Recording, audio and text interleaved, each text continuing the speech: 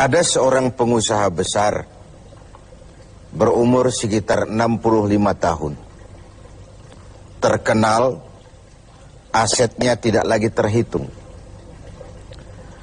Satu hari pengusaha kita ini bertemu dengan seorang teman wartawan. Terjadilah dialog. Sang wartawan bertanya kepada pengusaha kita, "Pak, umur Bapak berapa tahun?" "Umur saya? Iya, paling sekitar 7 tahun. "Loh, 7 tahun? 7 tahun.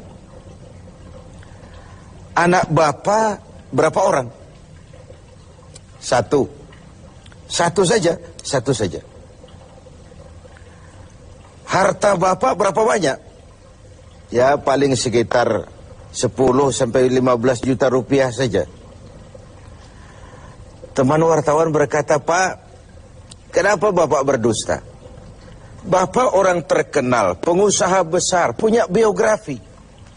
Kami tahu umur Bapak 65 tahun. Kenapa Bapak bilang 7 tahun? Anak Bapak pun banyak. Kenapa cuma bilang 1? Harta Bapak, aset sudah tidak ternilai. Kenapa Bapak bilang cuma 10 sampai 15 juta rupiah saja?" Senyum agak getir, sang pengusaha menjawab, "Kau benar, Nak. Umur saya kalau jumlahnya sih memang 65 tahun. Tapi dari 65 tahun umur saya itu, rasa-rasanya baru 7 tahun yang ada artinya di sisi Allah. Baru 7 tahun sujud saya benar. Baru 7 tahun saya laksanakan perintahnya, saya tinggalkan larangannya. Sisa umur yang lain habis kelabu warnanya, penuh dosa dan keingkaran. Saya katakan umur saya coba 7 tahun. Anak, kau juga tahu anak saya banyak. Tapi dari sekian banyak anak ini, rasanya cuma 1 yang akan jadi buah hati, belahan jantung, pelanjut cerita, penerus sejarah, anak soleh yang akan mendoakan orang tuanya. Yang lain susah diurus anak saya itu." "Oh gitu toh." "Iya." "Mengenai harta, Pak, kau juga benar. Harta saya, aset saya sudah sulit dihitung lah. Pabrik di mana-mana, di tiap bank hampir ada deposito saya. Tapi dari sekian banyak harta itu yang saya ingat, baru sekitar 10 sampai 15 juta yang saya belanjakan di jalan Allah. Saya sumbangkan masjid, saya bantu pesantren, saya bantu yatim piatu. Dan itu yang akan jadi milik saya yang sebenarnya. Yang akan saya bawa menghadap Allah. Saya bawa ke alam kubur. Yang lain akan jadi rebutan ahli waris sesudahnya." Jangan-jangan orang tua tadi adalah kita-kita ini. Jangan-jangan kita-kita ini adalah orang tua tadi. Tapi yang pasti, jangan sampailah kita seperti orang tua tadi itu. Dari sekian banyak umur yang diberikan, berapa yang punya nilai di sisi Allah? Dari sekian banyak anak titipan Allah kepada kita, berapa yang akan jadi anak soleh, buah hati, belahan jantung, pelanjut cerita, penerus sejarah? Dan dari sekian banyak harta kita, berapa yang sudah kita belanjakan di jalan Allah, yang artinya akan jadi milik kita yang sebenarnya?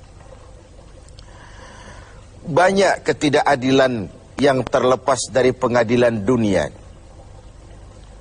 Sering orang-orang yang berbuat kebaikan tidak mendapat perlakuan yang pantas di dunia ini.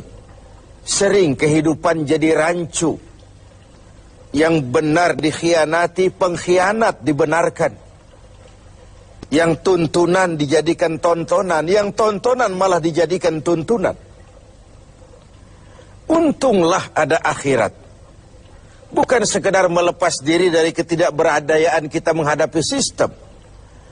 Tapi cermin bahwa tidak satu ketidakadilan yang bagaimanapun kecilnya yang terlepas dari pengadilan dunia akan terlepas juga di pengadilan akhirat nanti. Inilah keadilan. Karena itu pada jumpa kali ini saya ingin menyampaikan sebuah hadis tentang apa yang harus kita pertanggungjawabkan di hadapan Qadhi Rabbul Jalil nanti. Sebuah hadis menyatakan, "Lan tazula qadama 'abdin yaumal qiyamah hatta yus'ala an arba'i khisalin. Besok di hari kiamat tidak akan bergeser telapak kaki seorang hamba sebelum ia dimintakan tanggung jawab terlebih dahulu tentang 4 persoalan.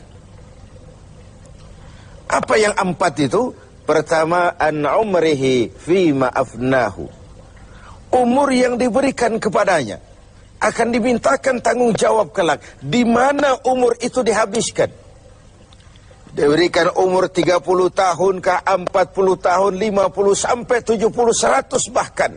Sejak kita akil balik sampai ajal datang merenggut nyawa, di mana umur itu dihabiskan? Kita sering main-main, padahal waktu berjalan terus. Kita sering lalai dan lupa, padahal malaikat maut tidak pernah lalai dan lupa. Seorang Nabi Yakub alaihissalam, seketika akan ajal, beliau menanyakan, kalau saya ajal kenapa tidak diberitahu lebih dahulu? Kata malaikat maut, sudah diberitahu.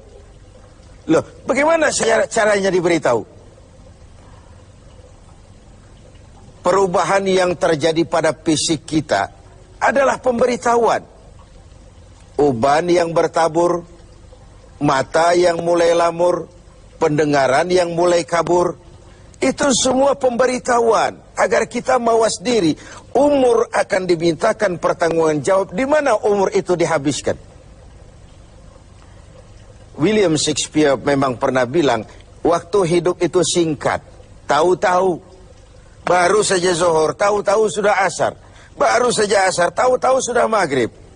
Yang kemarin anak-anak, tahu-tahu sudah punya anak. Tahu-tahu, dan tahu-tahu. The time of life is short, kata Shakespeare. Waktu hidup itu singkat betul. Namun waktu yang singkat akan terasa ada manfaatnya kalau kita bisa memanfaatkannya dengan yang sebaik-baiknya. Apalah umur panjang kalau cuma untuk menimbun dosa dan kesalahan. Lebih baik umur yang panjang tapi untuk mengkoleksi berbagai kebajikan. Inilah makna ucapan Nabi, khairukum man tala umruhu wa hasuna amalu. Yang terbaik di antara kamu orang yang panjang umurnya dan banyak juga kebaikannya. Umur ini yang sering kita berleha-leha menghabiskannya untuk sesuatu yang tidak punya nilai, kelak akan dimintakan tanggung jawab di hadapan Allah Azza wa Jalla. Lalu yang kedua, wa an syababihi fima ablahu. Masa muda, pernah diberikan umur muda, di mana dihabiskan umur muda itu? Hura-hura atau untuk sesuatu yang bermanfaat? Dahulu ada seorang selebritis lah kalau zaman kita sekarang. Namanya Ibrahim bin Adham. Namanya Malik bin Dinar.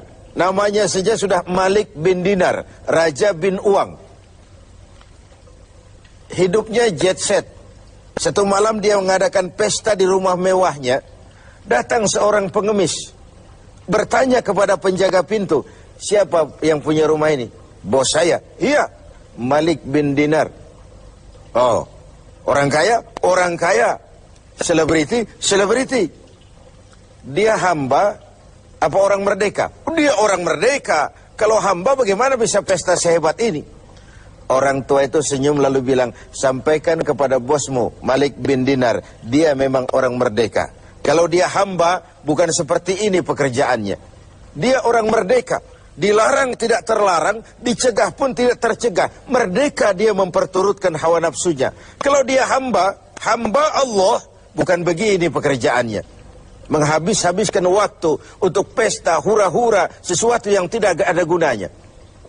Ini disampaikan kepada Malik bin Dinar, dia tercenung mendengar orang tua yang misterius itu. Malamnya dia bermimpi kiamat datang. Dia akan dia masukkan ke dalam neraka.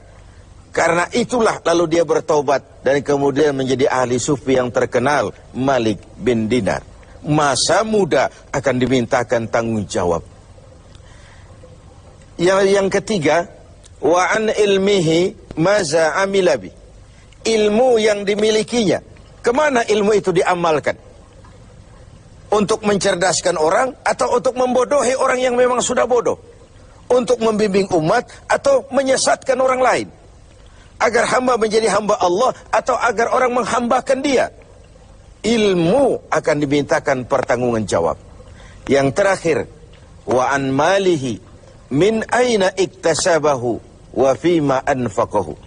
Kita akan dimintakan tanggung jawab tentang harta kita. Dari mana harta itu didapat dan kemana harta itu dibelanjakan. Perhatikan yang terakhir ini. Tentang ilmu, pertanyaan akhirat cuma satu. Ilmumu kau amalkan untuk apa? Tentang umur, pertanyaan akhirat pun satu. Umurmu kau habiskan di mana? Tentang masa muda, pertanyaan akhirat juga satu. Masa mudamu kau gunakan buat apa? Tapi khusus tentang harta, pengadilan akhirat bertanya dua. Hartamu kau dapat dari mana dan kau belanjakan kemana? Dari mananya dan kemananya? Kadang didapat dari cara yang benar, tapi dibelanjakan untuk yang tidak benar. Atau bisa juga didapat dari cara yang tidak benar, dibelanjakan kepada jalan yang benar. Itu pun tidak mungkin kedua-duanya. Pemirsa TV7 yang berbahagia, mudah-mudahan kita tidak bernasib seperti orang tua pengusaha di awal pertemuan kita ini. Semoga kita menjadi orang yang bisa mempertanggungjawabkan baik umur, masa muda, ilmu pengetahuan, dan harta yang dititipkan Allah kepada kita. Tidak satupun yang akan luput dari pengadilan akhirat.